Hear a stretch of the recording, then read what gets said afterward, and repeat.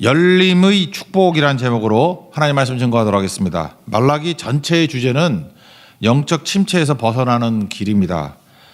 오늘은 왜 영적 침체에 빠지게 되었느냐? 하나님을 떠났기 때문에 그렇다는 거예요. 그래서 중요한 단어가 돌아오라입니다.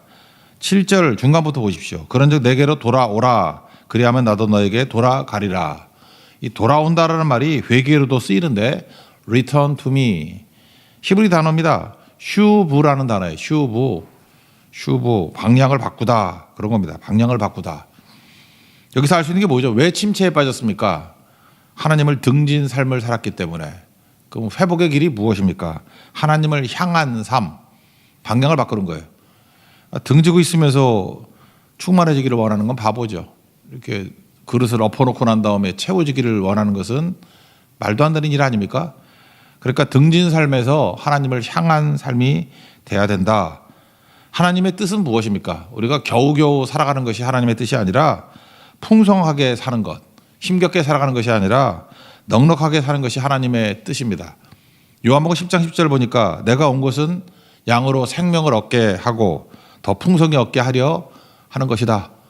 그러니까 생명 얻고 거기서 멈추지 말고 더 풍성히 얻어라. 그런 뜻입니다. 그래서 주님이 너 떠나갔기 때문에 이렇다 그랬더니 또 말대꾸하죠. 우리가 언제 떠났나요? 그런다고요. 언제 등졌나요? 여기 7절 뒤에 보니까 우리가 어떻게 해야 돌아가리까? 이 얘기는 무슨 얘기냐면 언제 떠난 적이 있나요? 그런 뉘앙스입니다. 번역은 그게 더 정확한 것 같아요. 항변하는 의미라는 것입니다. 7절 읽겠습니다. 시작. 만군의 여호와가 이르노라 너희 조상들의 달로부터 너희가 나의 규례를 떠나 지키지 아니하였도다. 그런즉 내게로 돌아오라. 그리하면 나도 너희에게로 돌아가리라 하였더니 너희가 이르기를 우리가 어떻게 하여야 돌아가리까 하는도다. 돌아가는 방법을 묻는 게 아니고 언제 떠난 적이 있나요? 라고 하는 그런 뉘앙스라니까요. 지금 항변하고 있다라는 것입니다.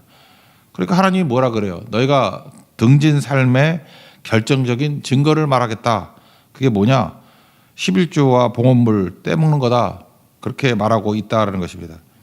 이게 무슨 얘기예요? 돈이 제일 쉽기 때문에 그렇습니다. 이 주재권이라 그러죠. 로드십. 하나님이 우리의 주인 되신다. 그걸 이제 주재권이라 그러는데 삶 전체가 내 삶은 주의 것이에요. 근데 그것을 보여주는 것이 제일 쉬운 게 물질이거든요. 그래서 11조가 하나님이 나의 주인 되심을 알리는 가장 기초적인 것이다.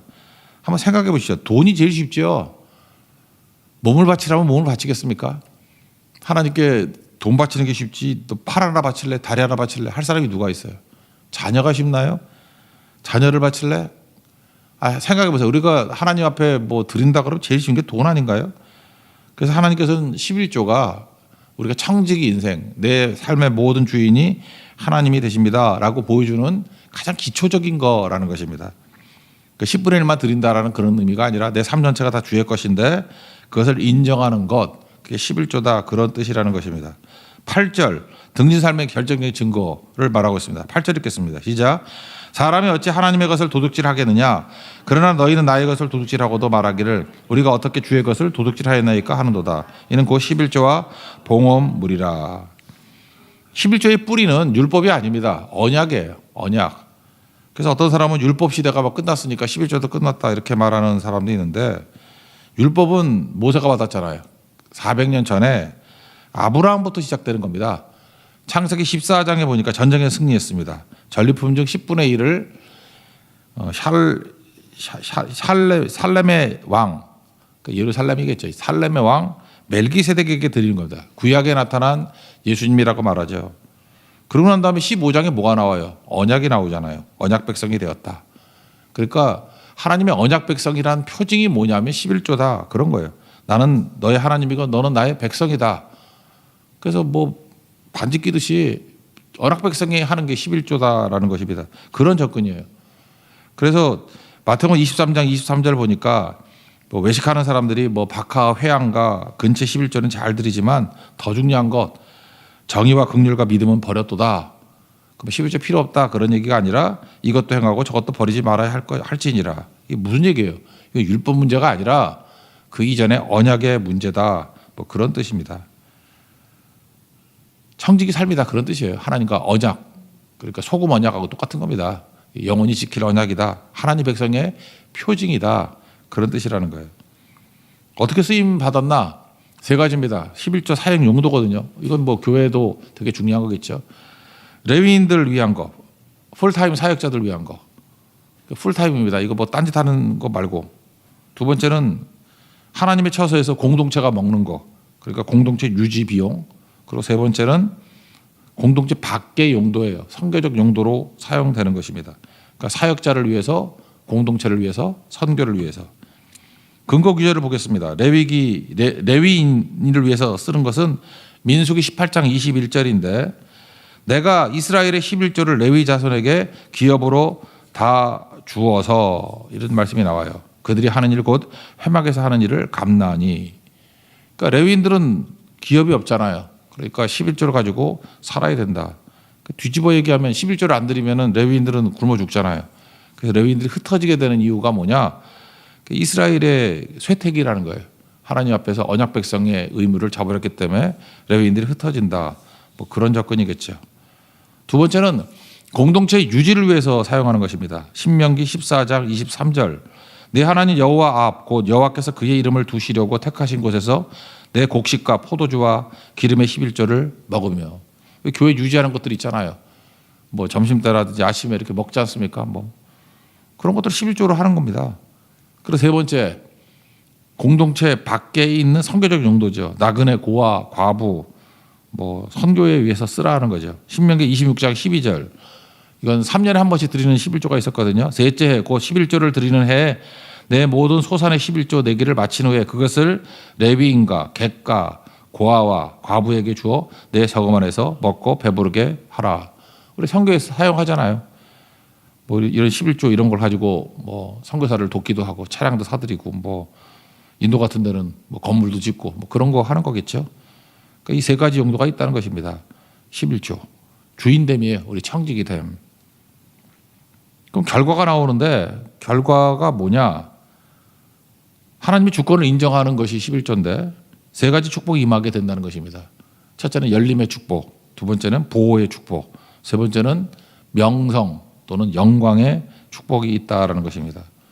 차례대로 살피겠습니다. 첫 번째는 열림의 축복인데 하늘문이 열린다는 것입니다. 10절 읽겠습니다. 시작. 만군의 여호와가 이르노라 너희의 온전한 11조를 창고에 들여 나의 집에 양식이 있게 하고 그것으로 나를 시험하여 내가 하늘문을 열고 너희에게 복을 쌓을 곳이 없도록 붙지 아니하나 보라. 하늘문이 열려야 됩니다. 하늘문은 은혜의 문이고 축복의 문이잖아요. 그래서 하나님께서 뭐 드리라고 하는 것은 뭐 탈취하려는 게 아니라 더 주고자 하심이죠. 그러니까 요한복음 10장 10절의 말씀이 맞죠. 생명을 얻게 하고 더 풍성히 얻게 하려고. 그러니까 풍성히 얻게 하려고 하나님께서 하나님 백성으로서의 모습을 보이라는 것입니다. 하늘문이 열리면은 뭐 다 주시겠죠. 영적인 축복 다 주시겠죠. 기쁨도 주시고 능력도 주시고. 하늘문이 열리는 걸 잘 모르면 하늘문이 닫혀보면 알아요. 하늘문이 한번 닫혀보면 되는 일 하나도 없습니다. 답답하고 힘들고 그 돈이 행복이 아니라는 거 돈 많은 사람들 보면 알잖아요. 목회자들 매달 가보면 돈 썩어 빠지게 많은데 행복하지 않아요. 뭐 맨날 이혼한다 그러고 뭐 힘들다 그러고. 난 빌 게이츠도 좀 웃기던데. 빌 게이츠도 몇 년 전에 이혼했죠. 머린다하고 뭐 기분 뭐 잘한다 그러더니만 그게 뭔가 그게 그게 좀 이상하지 않아요? 행복하지 않아요. 전혀 살펴보면. 근데 하늘문이 열리면 어떤 일이 벌어지냐? 하늘의 영광과 하늘의 능력으로 살아갑니다. 비전이 있다는 거죠. 에스겔에서 얼마 전에 배웠잖아요. 절망 아닙니까? 포로로 끌려가서 25에 끌려가서 30살이 되었는데 제사장 역할도 못하고. 그런데 1장 1절을 보니까 하늘이 열리며 하나님의 비전을 보여주기 시작해요. 그랬더니 에스겔에서 가장 영광스러운 내용이 나오지 않습니까? 그래서 하늘문이 열려야 돼요. 우리 교회도 하늘문이 열린 교회, 또 가정도 하늘문이 열린 가정, 그리고 개개인도 하늘문이 열리면 일단 기도의 상달이 되잖아요. 기도가 뻥뻥 뚫리는 거예요. 기도가 막힌다라는 거 아십니까? 그거. 기도가 열리면은 응답의 삶이 됩니다. 승리의 삶이 된다는 거예요. 또 하나는 물질적인 복도 주시는 거죠. 쌓을 곳이 없도록 주신다. 그러니까 하나님의 창고에 양식이 있게 하라 그런 거죠. 하나님의 창고를 채우면 우리 인생의 창고도 채워진다 그런 거예요. 나는 이거 지겨워서 이제 그만하려고 그러는데 우리나라 예를 좀 들었으면 좋겠는데 있어야 있기는 우리 교회도 있고 한데 뭐 별로 덕이 안 될 것 같아. 본인에게 도움이 안 될 것 같아서 또 맨날 얘기하는 카네기 얘기할게요. 강철왕 카네기. 우리 교회도 이보다 더 훌륭한 분도 있는데 그분한테 도움이 안 될까 봐 자기 얘기 나오면은 우리 교회 여러 명 있어요. 원래 카네기 스코틀랜드 이민자거든요. 힘든 성장 과정을 가졌습니다. 가난하게 자랐어요. 어머니가 좋죠. 항상 이 어머니 믿음이 중요한 거예요. 뭐 여러 가지가 있는데 돌아가시기 직전에 마지막 쪽지 남긴 거 그것만 말씀드릴게요. 그 쪽지에 뭐라고 써 있느냐? 카네기한테 너는 항상 하나님의 창고를 부하게 해라. 그러면 하나님이 너의 창고를 부하게 하실 것이다. 명심하라. 네가 할 일은 딱 한 가지다. 하나님의 창고를 채우는 일에 집중해라. 그리고 꼴까닥 하고 돌아가셨대요. 그러니까 하나님의 창고 채우는 일만 한 거예요. 이 양반은.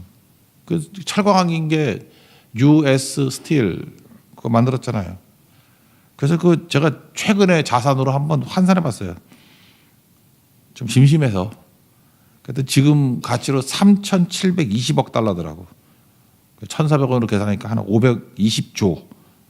520조. 우리나라 빚이 1,000조가 됐죠. 근데 우리나라 빚 반 정도로 갚을 수 있는 게 한 사람 재산이에요. 그래서 빌 게이츠 또 봤더니 1,040억 달러대. 140조. 3.5배예요. 빌 게이츠보다 3.5배 부자고. 제가 좋아하는 워런 버핏 810억 달러대. 113조. 5배. 아마존의 제프 베이조스 1,450. 돈 되게 많대. 180조. 한 3배 정도. 쉽게 말해서 뭐예요? 하나님이 창고 채웠더니 막 채워주더라. 이거 우리 주변에도 많고 우리나라에도 있습니다. 많이들. 이제는 카네기 얘기가 아니라 우리 다음 세대에는 여러분들 믿음의 좋은 본이 되는 우리 믿음의 인물들이 많이 나오기를 원합니다. 제가 카네기 생각하니까 피츠버그 가면 완전 카네기 도시예요. 옛날에 강정호 있던 데 있잖아요. 피츠버그. 그 카네기 대학도 있고 뭐 홀도 있고 도서관도 있고. 그러니까 도시 가는 곳마다 물론 거기가 옛날에 제철업이 있었기 때문에 그러지만 모르지만 피츠버그 가면 한 반 정도가 카네기 유산이에요. 그러니까 얼마나 베풀었는지 뭐 그런 것들 다 누리게 되죠. 하늘 창고 채우십시오. 주께서 채워 주신다. 그 메시지죠. 두 번째는 터전을 보호해 주신다라는 것입니다. 11절입니다. 다 같이 읽겠습니다. 시작. 만군의 여호와가 이르노라 내가 너희를 위하여 메뚜기를 금하여 너희 토지 소산을 먹어 없애지 못하게 하며 너희 밭에 포도나무 열매가 기한 전에 떨어지지 않게 하리니. 여기 메뚜기 로커스트인데 옛날에 황충이라고 번역됐어요. 그러니까 소산이 일시에 사라져 버리는 겁니다. 메뚜기 재앙이 있으면 다 망하나? 그렇지도 않아요. 여기 보세요. 메뚜기를 금하여 메뚜기 재앙이 있을 때 거기만 또 보호해 주는 게 있다라는 거예요. 참 이상하죠. 불경기라 그러고 불황이라 그럴 때 다 힘들죠. 그냥 다는 아니에요. 또 그때 되는 사람이 있어. 제 기억에 크게 부자 된 사람 중에 IMF 때 부자 된 사람 많아요. 다 힘든데 그것만 돼. 이번에도 우리가 코로나 바이러스로 되게 어렵지 않았습니까? 한 3년, 4년 동안. 많이 힘드셨죠? 근데 우리 교회는 그때 돈 번 사람 훨씬 많은데 5년 전에 별거 아니었던 사람이 지금 막 일어서고 한 사람들 되게 많은데 물론 반대도 있지만 그러니까 무슨 얘기예요? 하나님이 붙들어 주시면 되는 거죠. 포도나무도 기한 전에 떨어지면 상품 가치가 없답니다. 그러니까 주님이 지켜주신다는 거죠. 막아주신다. 인생을 살 때 황충이 옵니다. 인생의 파괴자가 나타납니다. 여러분 인생이 그래요. 재산뿐만 아니라 우리 건강을 파괴할 때도 있고 다 흔들릴 때가 있다는 거예요. 그때 주님께서 보호하시고 보존하시는 힘이 작동해야 됩니다. 주님 보호해 주신다는 거죠. 신명기 32장 9절 10절 보니까 여호와의 분깃은 자기 백성이라 하나님의 재산이 우리 백성이래요. 그러니까 언약이 뭐라고요? 11조라니까요. 야곱은 그의 택하신 기업이로다. 하나님께서 내가 너의 하나님이 되고 너는 내 백성이 된다. 그 표징으로 창세기 14, 15장에 그 11절을 언급하고 있잖아요. 그랬더니 32장 10절에 뭐라고 하느냐. 여호와께서 그를 황무지에서 짐승이 부르짖는 광야에서 만나시고 우리 인생의 황무지에 떨어질 때도 있고요. 광야에 떨어질 때도 있습니다. 그때 주님이 하신 이 뭐냐. 3가지. 호위하시고 보호하시고 눈동자같이 지켰다. 호위. 영어 성경 보니까 쉴드예요. 쉴드. 방패. 요즘에도 한국말도 쓰지 않나? 쉴드 친다고? 주님이 내 인생에 쉴드를 쳐줘요. 주님이 내 인생에 방패가 되어주신다고. 하나님을 뚫을 수 있는 창이 어디 있어. 모순이라 그러는데 하나님이 방패가 되는데 뭐가 하나님을 뚫어요? 못 뚫지.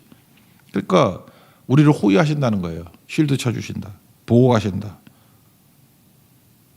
눈동자같이 지키신다. 사랑하면 이렇게 뭐 만지게 하잖아요. 안 그렇습니까? 이렇게 남녀지간에 사랑하면 뭐 손도 만지고 이렇게 만지게 하잖아요. 아무리 사랑해도 눈동자를 만지라고 하는 사람이 있나? 야, 눈 까봐봐. 그러면서 이렇게 그런 거 없는데. 그러니까 가장 귀한 게 눈동자라는 거죠. 주님이 눈동자같이 내가 너를 지켜준다. 사랑하는 사람에게 다 허락해도 허락 못하는 게 눈동자야.